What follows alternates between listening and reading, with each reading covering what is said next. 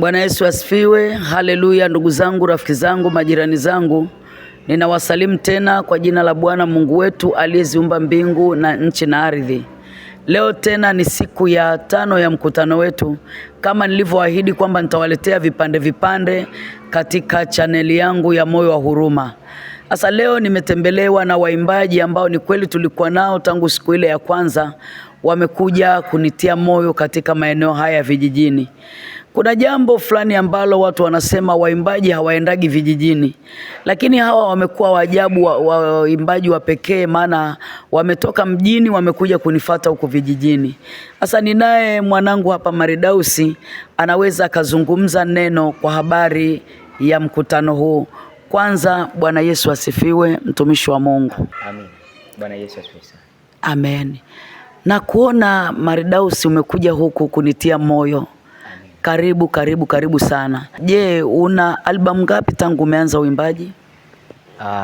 Bado sijatengeneza album, ndo nipo kwenye maandalizi ya kutengeneza album. Kwa sasa zishaandaliwa nyimbo tayari, itakuwa ni album ya nyimbo 10. Ule uimbaji niliokuwa naimba ni uimbaji wa live. Kwa sasa ndo bado natembelea uimbaji wa live nikiwa katika maandalizi kwa ajili ya kurekodi moja kwa moja.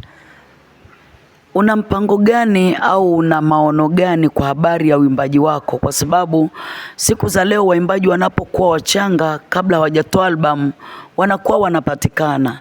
Lakini baada ya album na kujulikana Tanzania, waimbaji wanakuwa kupatikana ni shida. Una maoni gani au wewe kwako itakuwaje baada ya kurekodi? Maoni ambayo nipo nayo kwenye uimbaji wangu au kwenye huduma hii ambayo ninaifanya ya uimbaji, ninatamani tu kwamba nifanye huduma ya kuhubiri kupitia uimbaji popote pale, na mimi kiukweli siwezi nikakaa katika hali hiyo ya kwamba baada ya kufahamika, baada ya kujulikana, baada ya kurekodi nikae katika utofauti. Maono yangu hayapo katika kitu kama hicho. Ninachokitafakari na ninachokiwaza na ninachokitamani kukifanya, watu wapokee, watu wahubiriwe kupitia huduma yangu ya uimbaji, watu wafundishwe kupitia huduma yangu ya uimbaji siku zote ambazo mimi nitafanya huduma. Maridausi, umeoa? Mimi namshukuru Mungu, nimeoa tayari, nipo na mke na nina mke mmoja. Hivyo, kwa hiyo nimeoa tayari. Amina. Maridausi anasema ameoa. Ndugu zangu, rafiki zangu, kuna tatizo lipo hapa. Waimbaji wengi wanapooa wanaacha wake zao nyumbani, wanaacha waume zao. Ndio hili tunakuta janga linalosumbua sana waimbaji. Wanakuwa wako single asilimia kubwa, yani wameoa lakini haitajulikana kama wameoa au wameolewa. Kwa nini? Wanapokuwa mahali kama hapa wanakuja peke yao, na wakija peke yao wanashindwa kutambulisha vile walivyo. Haijawa kwa Maridausi. Maridausi, hebu naomba uinue mkono wako wa kushoto tuone alama. Hapo unaona kwamba ameoa, lakini sio pete tu. Yani maana pete wanaweza wakavua wakaweka mfukoni na wakaendelea na mambo yao. Hapa ameongozana na mke wake mrembo kabisa, binti yangu, wameambatana naye. Hili jambo limekuwa la ajabu na la kunishangaza kwangu, kwa sababu tangu nimeanza huduma hii, ndugu zangu, sijawahi kuona watu wanakuja pea. Yani unakuta wanakuja mmoja mmoja, na akiulizwa umeoa anaumauma maneno, sio kama kwa Maridausi. Nataka nimlete kwako sasa mke wa Maridausi, ili kwamba ufahamu kwa hawa waimbaji wamejipanga kwamba ndoa iwe safi na huduma iwe safi, na kwao wanasema huduma haitavunja ndoa yao, kwa sababu wameamua kumtumikia Mungu Jehova. Karibu sana binti yangu, na Mungu wa mbinguni akubariki. Naona mke wa Maridausi amependeza, ni binti mdogo sana. Nitamuuliza maswali machache kabisa. Unaitwa nani binti yangu? Mimi kwa majina yangu naitwa Asela Maridausi. Namshukuru Mungu, ni mke wa mume mmoja. Bado sijapata watoto, ila Mungu akijalia muda wako ukifika nitapata. Amen. Amina. Anasema ni mke wa mume mmoja. Na mimi niongezee, ana mke wa mume mmoja, mume wa kiume. sio mume wa kike, mume wa kiume. Sasa hivi kuna wanaume wa kike, kwa hiyo anasema ana mume wa mke mmoja, ni mke wa mume mmoja alafu mume wa kiume. Haleluya rafiki zangu. Nimuulize kwamba na wewe ni mwimbaji binafsi au mnaimba kwa albamu moja? Tunashirikiana, naweza nikaimba binafsi lakini pia naimba kwa pamoja. Binafsi naweza, kwa binafsi naweza kuimba lakini pia kwa kushirikiana tunaimba wote. Amina. Anasema kwamba wanashirikiana na mume wake kuimba, na hata yeye binafsi anaweza akaimba vile vile, lakini wameamua kutembea kama mapacha, kuimba kwa huduma moja. Ndugu zangu, hii inapendeza. Ni changamoto gani mama Mrs. Madaus unayokutana nayo kwenye uimbaji, kwamba tunapiga live lakini tunakutana na changamoto? Je, ni changamoto gani unakutana nayo? Siwezi ya changamoto,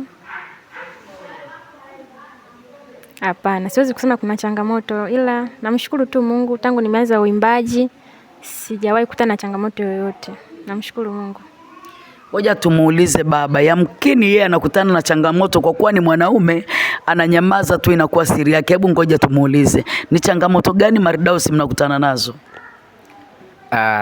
Kwenye huduma ya uimbaji ambayo tayari iko ndani yetu na tayari tupo katika mzigo wa kuifikisha kama lengo ambalo lipo ndani na kusudi, tunapiga live na pengine tunatumia biti. Kwa hiyo changamoto kubwa ni juu ya fedha au sapoti kwa ajili ya kufikia lile lengo maalum, kwa sababu tuna malengo makubwa, au mimi binafsi nina malengo makubwa kwenye huduma ya uimbaji, lakini ile sapoti au fedha kwa ajili ya kwenda kurekodi, kuingia studio kurekodi, ndio maana hata audio bado sijarekodi hata video. Lakini maanake changamoto ambayo labda ina face, ninaweza nikasema ni ile sapoti ya watu au fedha. Ni changamoto kubwa ambayo tunakutana nayo. Nakumbuka nilimhoji huyu kijana kwamba akiitwa kwenye huduma, je, anahitaji fedha au anaenda tu alafu Mungu atakutana naye mbele ya safari? Akaniambia kwa kweli kwake yeye hahitaji, hawezi kuweka dau kwamba nikija mnipe kiasi fulani. Sasa nimuulize kwamba atawezaje kuendesha huduma yake ya uimbaji ikiwa yeye hana kiwango wala dau la kumwambia mtu, anaendeshaje? Na hapa Pwani amekujaje? Namshukuru Mungu kwamba ninaendelea na huduma hii na bado maono yangu yako pale pale, nikiendelea kupambana kwa ajili ya kuyatimiza. Kitu ambacho naona kitaweza kunisaidia, ninaendelea kumwomba Mungu kwamba afungue mlango kwa watu ambao wanao uwezo wa kusapoti, kwa sababu katika hali ya kawaida au kitu cha kawaida katika mfumo wa uumbaji wa Mungu, Mungu ameweka watu ambao ni wasaidizi wa hatima ya maisha ya mtu. Kwa hiyo ninavyoendelea kufanya huduma hii, na ndio maana sijaweka kiwango au sinaga ile tabia au hatuna ile tabia au ule ukawaida wa kuwa na kwamba tunaweka kiwango fulani, mtu akitualika katika huduma tulipie nauli atufanyieje. Hata ukija kuangalia katika huduma hii, wakati tunatoka kule nyumbani tulikuwa hata hatuna nauli, lakini tukajaribu kuzungumza na baadhi ya watu 2,000 3,000 hivyo tukafanikiwa kwa uwezo wa Mungu, tukafika kwenye huduma na tunafanya huduma. Hatutaraji kwamba tutalipwa, lakini kwa neema ya Mungu anaweza akasema chochote na mtumishi wa Mungu akawa ametupa chochote hivyo. Lakini yani natamani kwamba au ninachokiwaza na kukitafakari au ninachotamani kiwe, ninavyoendelea kufanya huduma yangu katika hali hii, nina imani kwamba nitaweza kukutana na wale watu ambao wana moyo wa kusapoti au kuwezesha kwa ajili ya huduma zilizoko ndani ya watu hivyo. Amen. Anasema hawezi kuweka kiwango, lakini anatarajia Mungu aliyeziumba mbingu na nchi, aliyewaumba watumishi wake, aliyesema wataendaje bila kupelekwa, basi wanaweza wakawa wafadhili wakati wowote. Nirudi kwa mama kwa swali la mwisho ili tuweze kuishia hapo, kwamba mama, unaionaje huduma mpaka sasa? unaionaje huduma mpaka sasa? Yaani ulivyofanya hii huduma kwenye mkutano, unaonaje tangu umekuja hapa? Changamoto gani unakutana nayo? Na hapa ni porini kama tulivyozoea tukiitwa mijini, kuna maji, kuna hoteli, tunalala pazuri. Wewe ni changamoto gani ambayo inaweza ikawa imekuwia kero kwamba ukasema sitafanya huduma za vijijini tena? Ni changamoto gani? Changamoto zipo japo sio nyingi sana, tunamshukuru Mungu. Sasa changamoto sana ni namna ile ya kwenda kuhubiri nje ili watu waweze kuokoka au kuombewa wenye shida mbalimbali. Unakutana na watu wana shida nyingi sana lakini hawawezi kuja kwenye mkutano kwa sababu ya wamefungwa na ile roho ya dini. Wana shida lakini kwa sababu ya dini zao hawataki kuja. Na nashangaa maana mtu akiwa na shida anaweza kutafuta nauli akaipata ya kwenda kwa waganga, lakini aweze kutafuta nauli ya kuja kuombewa hapa kwenye mkutano. Hiyo ndio changamoto kubwa sana, lakini changamoto nyingine hizo za kijijini ni kawaida tu kwa sababu sisi wenyewe tumekulia vijijini, Yesu hana mipaka. Amen. Anasema changamoto ni pale ambapo anakuja kuhubiri eneo ambalo watu wana magonjwa, wana matatizo, lakini hawako tayari kuja kwenye viwanja. Kwa hiyo injili inakuwa ngumu. Nirudi kwenu watu mnaowatazama hawa watumishi wa Mungu waliokuja mahali hapa. Ukweli ni kwamba watu hawa wanahitaji support kwa ajili ya kusukumwa ili waweze kurekodi nyimbo zao, watoe audio, watoe video. Niseme kwamba watataja namba zao. Madausi, naomba namba zako zinazopatikana kwa wakati. Ni mtandao wa Airtel 0787 21 23 37, lakini pia mtandao wa Voda 0758 44 52 86.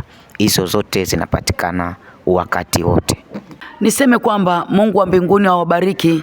Karibuni sana kwenye studio zetu, karibuni sana sana sana sana, na Mungu awabariki. Sisi na Yesu tutaitikisa dunia. Karibu sana, sisi na Yesu tutaitikisa dunia. Amen.